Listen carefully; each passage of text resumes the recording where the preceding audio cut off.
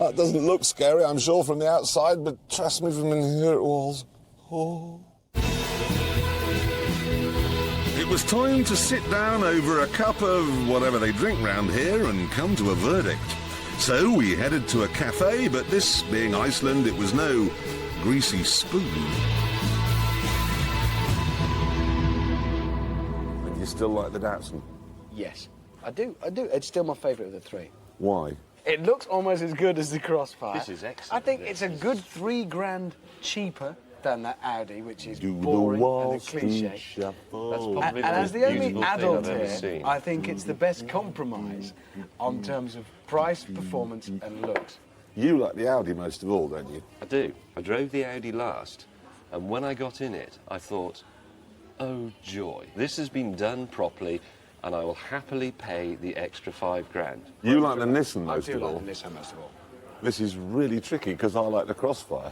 We'll have to have a I fight. can't believe it. I hated the Crossfire hardtop. It's because that sets out to be a sporty, and it's rubbish. I mean, it's a really bad car. But when you take the roof off, you lose any sense of that sportiness. It's, whether it's a Ferrari or a Porsche, it doesn't make any difference. And with the Crossfire, it's very comfortable. It looks fantastic.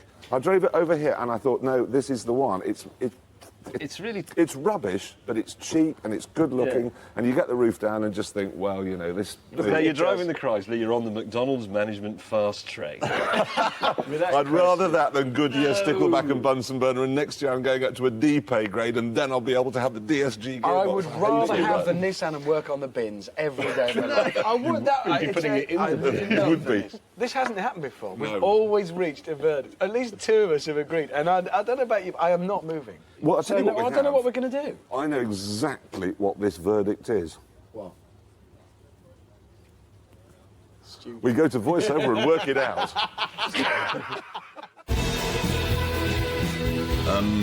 Right, here goes. We came to Iceland to see if the Audi TT was still the daddy, and two of us decided it wasn't. Unfortunately, what we couldn't agree on was what should be the new daddy. It's funny, isn't it? When Regachuff and Gorban came here, they sorted out the Cold War. We can't even agree on what makes a good small soft top. We really are hopeless.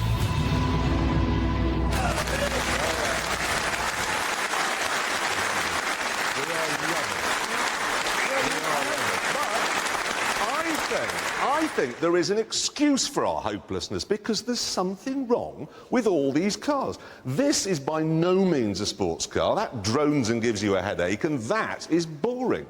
So we couldn't find a winner because they're all flawed. Happily, though, on the plane on the way home, we did finally manage to come up with a verdict. And that was, if you want a two-seater Roadster, you want the new Mercedes SLK.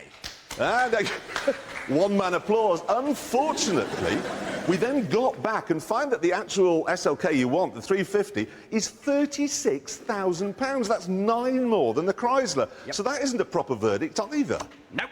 Which is why we find ourselves back at the Top Gear Down to Earth board. Now, these are all the cars in our price bracket of the sort we're looking at, around £30,000. Absolutely, and the one you want, without a shadow of a doubt, is the new Porsche Boxster.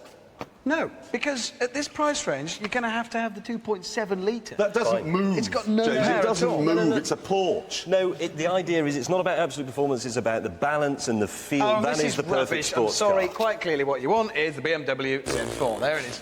You know, when that first came out, I thought it was ugly. But you see quite a few of them around now, and I reckon it's quite a good-looking car, that. See? I knew you'd come round in the end. I haven't come round.